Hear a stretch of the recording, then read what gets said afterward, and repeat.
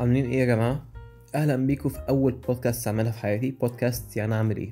ايوه، ده اسم البودكاست، ده مش سؤال، انا مش بسألكم عشان عارف ان الموضوع يلخبط شوية. والبودكاست دي بملخص عن الرحلة اللي احنا بنعدي بيها في العشرينات.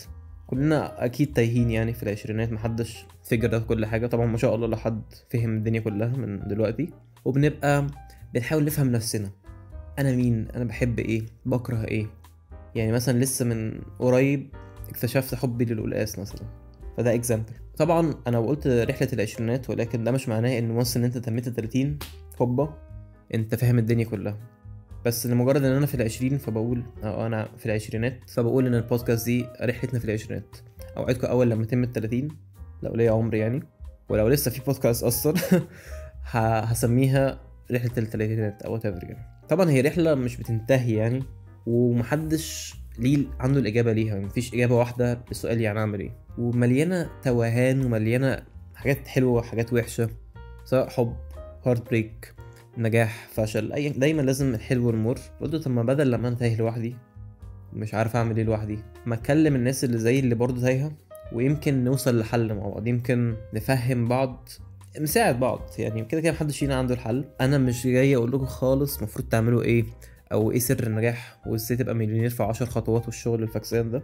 يعني لو كنت عارف ابقى مليونير كان زماني مليونير دلوقتي. بس انا فعلا حد تايه، وقلت طب بدل لما تايه لوحدي نتوه كلنا كده مع بعض. وبرضو بحب الرغي الصراحه، يعني if you couldn't tell by دلوقتي انا بحب الرغي. وحته ان انا اعمل بودكاست دي كنت عايز اعملها بقالي كتير جدا. ممكن بودكاست دي تنجح جدا، ممكن تفشل جدا، ممكن مليون واحد يسمعها، ممكن محدش يسمعها، وانا بيس مع ده. يعني انا بعملها عشان انا بحب الكلام. دايما بلاقي نفسي بكلم نفسي كتير عامه. ممكن مجنون سيكا بس قشطه سوات، يعني كلنا مجانين نوعا ما. توبك الحلقه بقى هو ميكس ما بين حاجتين الصراحه. انا برضو لسه جديد في الهوايه في الحرفه لسه مش كده. فأم جزء كبير من اللي انا بعمله I'm figuring out things along the way. اتوقع ان الحلقه الاولانيه versus الحلقه ال 12 مثلا، لو ان شاء الله مكتوب لي نعمل 12 حلقه، هتبقى مختلفه تماما. اول حاجه حابب اشكر صديقي محمود هشماوي، اللي بسجل عنده البودكاست. هو عنده زي كوميونتي كده، سبيس اسمه اورا سبيس، وده مكان في المعادي. انا باي بحب بعشق المعادي. انا من معادي اصلا، بس عزلت رحت ازاي، بس ما علينا، هنتكلم عن نفسي بعدين يعني. اتعرفت عليه كده وقلت له انا اصلا عايز اعمل بودكاست بقالي كتير، وقال لي طب حلو جدا، انا هفتح مكان الفلاني وهعمل فيه بودكاست روم، وهي دي اللي انتوا شايفينها. لو انتوا شايفين، لو بتستمعوا فاقدر اقول لكم تعالوا على اليوتيوب شانل بتاعتي والانستجرام وتيك توك. فانا فعلا جريتفول، هو جزء من السبب اللي خلاني اعرف اعمل حاجه عايز اعملها بقالي كتير. فشكرا محمود. و بس فزي ما قلت لكم توبك الحلقه، باي ذا انا عندي ADHD، فلو لقيتوني فجاه كده بفصل ونسيت انا بقول ايه، معلش انا غصب عني والله.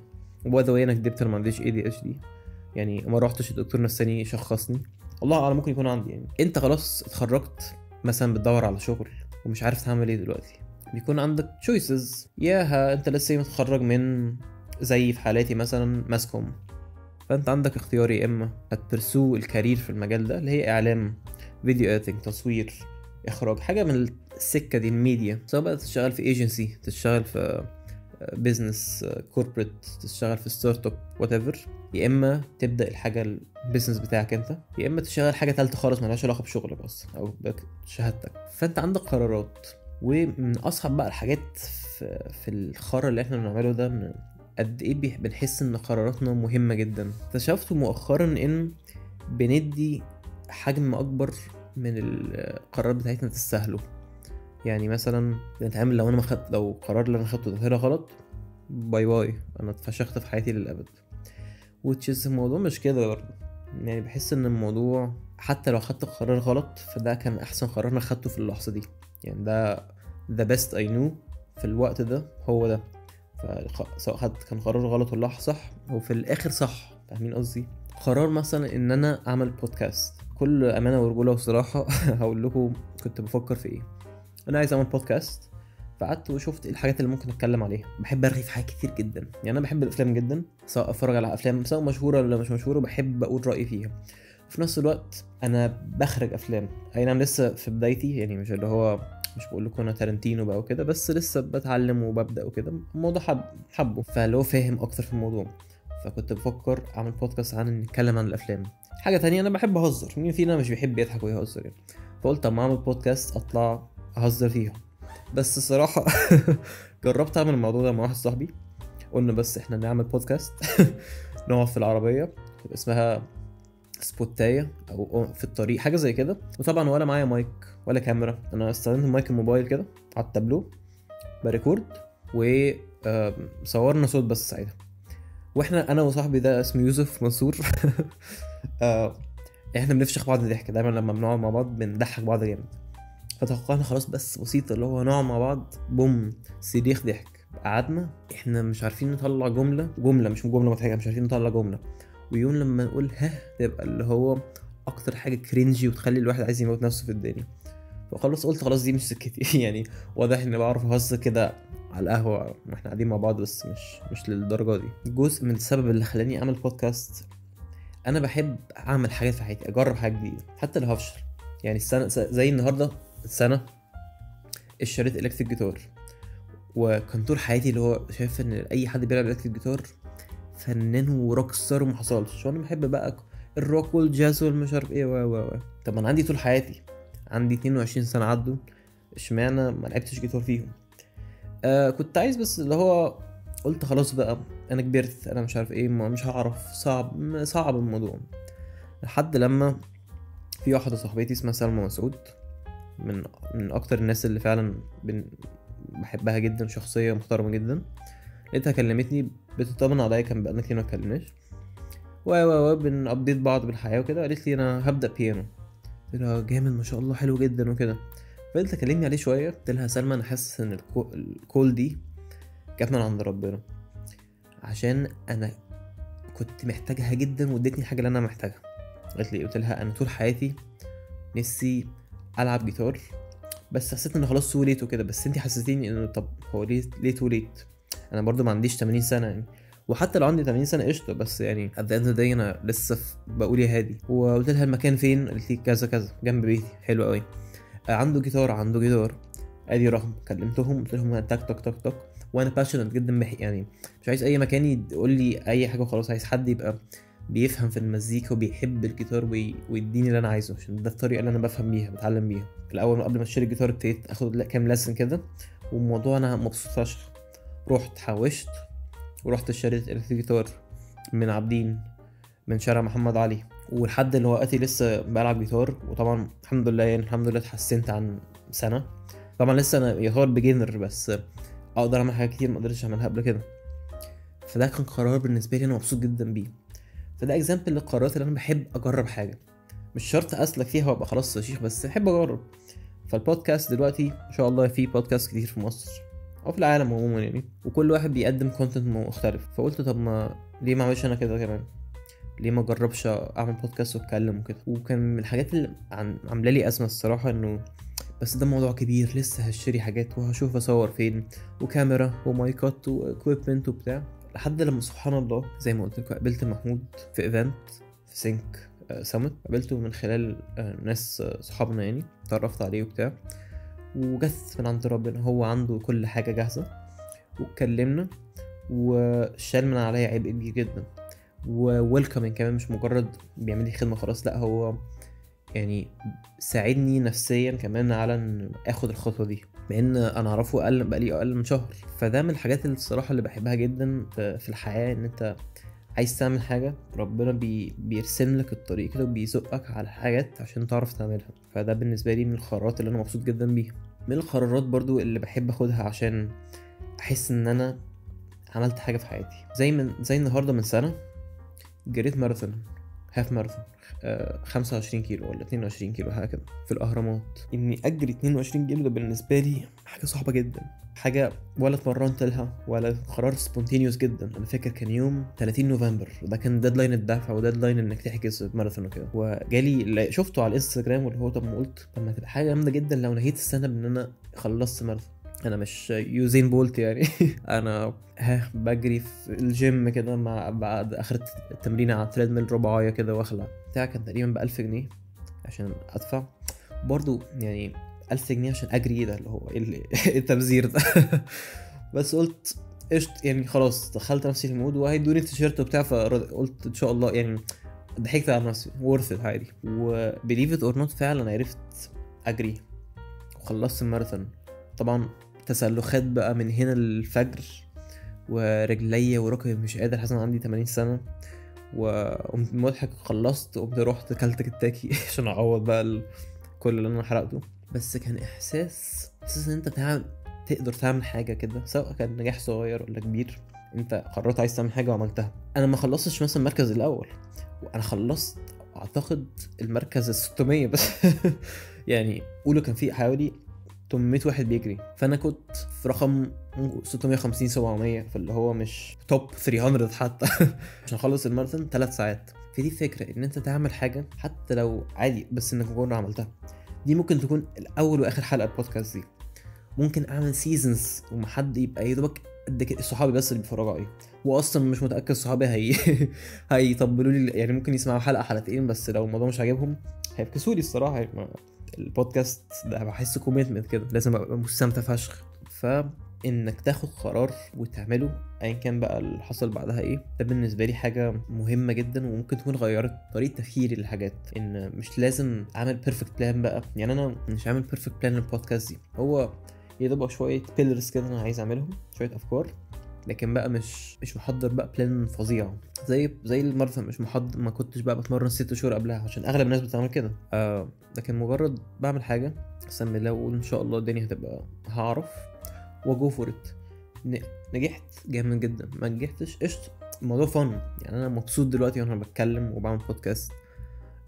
ولو انتوا سامعين يعني اكيد سامعين، بس لو انتوا اي حاجه قلتها، حتى لو حاجه واحده من اللي انا قلتها سوفر ريزونيتد معاكم، انبسطتوا بيها، انا كده بالنسبه لي انا مبسوط فشخ، انا كده نجحت. فدول 3 حاجات، 3 قرارات خدتهم كحسن، مبسوط بيهم جدا ومتفائل بيهم، وحاسس انهم طلعوا لي ريزلتس حلوه. من القرارات مثلا كليه في ثانويه عامه، كنت بعشق حاجه اسمها ماث الجبرا تريجونومتري، مش عارف بحبهم جدا وحاسس انها عبقري فيهم.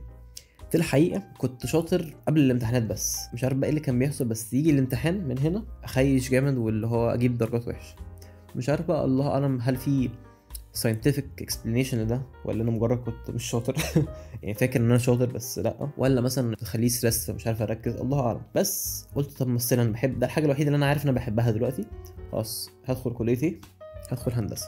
وبالذات مش هندسه خلاص، ابقى اركيتكت، ادخل اركيتكتشر. اشمعنى اركيتكتشر؟ لا اكتر سبب تافه في الدنيا. في سيت كوم بحبه جدا اسمه هاو ميت يور ماذر، في كاركتر اسمه تاد موسبي. تاد ده اركيتكت وانا بحب البرنامج، فخلاص انا هبقى زي تاد. عايز اصمم مباني وابراج وبتاع، وانا بقى خلاص متوقع ان هدخل يعني هتبقى بالسهوله دي، لو هدخل اركيتكتشر وهتخرج وهصمم لي برج القاهره فيرجن 2 مثلا. ده كان في المايند سيت بتاعتي، اللي هو طب ما عادي يعني، ما اكيد سهله، هتعب شويه بس هعرف عادي. طبعا ما علينا من التفكير ده، هو تفكير متفائل وكل حاجه، بس مبني على زيرو فاكتس. فانا فاكر جدا اخر امتحان في الثانويه عامه كان الجبرا. الامتحان ده يعني انا كنت نوعا ما حل كويس اللي قبله، كنت علمي رياضه باي ذا واي، كنت حل نوعا ما كويس اللي قبله، تريجونومتري، ميكاترونكس، مش عارف ايه، كالكولس تقريبا، مش فاكر والله كان ايه الحاجات. جيت عند الالجبرا في مثلا حوالي 3 اسئله بكل امانه ورجوله انا مش عارف اجابتهم، وسبتهم فاضيين. حتى مكسوف احور او الف على الراجل يتضايق، فقلت اسيبه له فاضي احسن، حتى سهل عليه التصحيح يعني. وخلصت الامتحان وقلت انا عرفت ان انا يعني الماده دي هي دي، والعربي الصراحه العربي خيش كابد.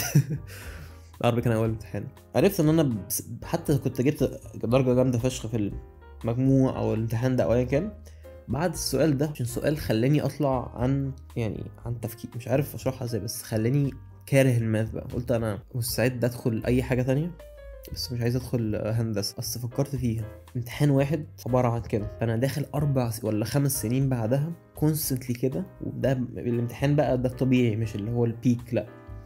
قلت طب وليه؟ انا الدنيا حلوه، عايز اتبسط وعايز افرح، ليه اكئب على نفسي كده واموت نفسي. ده مثلا كان من القرارات الحلوه جدا اللي خدتها. فبفكر لو انا كنت في هندسه حياتي هتبقى عامله ازاي. انا كان مبدئيا كنت لسه اتخرجت عشان هندسه 5 سنين، كان زماني دلوقتي في اول سمستر في السنه الخامسه probably.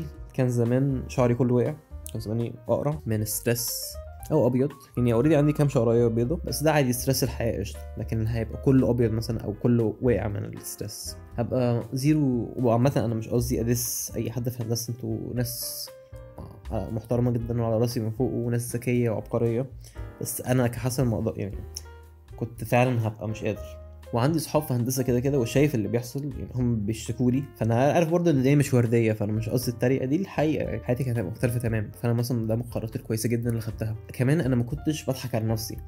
يعني انا قلت لمامتي انا عايز ادخل كليه سهله، كل صراحه عايز ادخل حاجه ما افكرش فيها، بس مش عشان انا عايز العب وخلاص، عشان انا في حاجات عايز اعملها. فعايز الجامعه ما تبقاش ضغط، عايز ابقى بشتغل مع الجامعه، فعايز اعرف اعمل ده. عشان انا كنت مقتنع ولسه مقتنع يعني، وده الصح، ان الشغل هيعلمني اكتر ويفيدني اكتر من الجامعه، من المنهج. ودي حقيقه فعلا، عشان كنت بشتغل مع الجامعه ومن قبل الجامعه وبتاع. فالاكسبيرينس اللي خدتها دي فتحت لي مخي اكتر عن الهبل اللي كنت بقراه في سلايدز قبل ما ادخل الامتحان. فانت دايما عندك، ومش قادر مش عايز ابقى أسامة منير في نفسي، بس انت دايما عندك قرارات ومفيش واحد صح او غلط، عشان حتى الغلط هيعلمك شويه حاجات عن نفسك. لو هدي نصيحه، مع اني بكره هدي النصايح، اكشلي مش هدي نصايح عشان انا اللي محتاج نصايح اصلا. يعني يا ريت لو في حد اتفرج او سامع اكتبوا في الكومنتس كده قولوا لي ادوني نصايح اعمل ايه. حتى لو في البودكاست انا اللي محتاج نصايح، فمش هدي حد نصيحه. بس كل اللي هقوله خليكوا براحه على نفسكوا، محدش يجي على نفسه او يقعد يجادج نفسه او يبقى فاكر ان هو فاشل. ادوا لنفسكوا شويه بريك وراحه. احنا كلنا في الاخر بني ادمين، والدنيا دي ممكن اي واحد يموت في اي لحظه. عارف ان خدت لفه كده كئيبه شويه. اتمنى اكون عرفت اقول حاجه مش مفيده، بس حاجه تميك سنس اتليست. شكرا لو فرجتوا او لو سمعتوني. استنوا مني حلقه كل يوم سبت الساعه 6 وبس. اراكم لاحقا في حلقه اخرى. باي باي.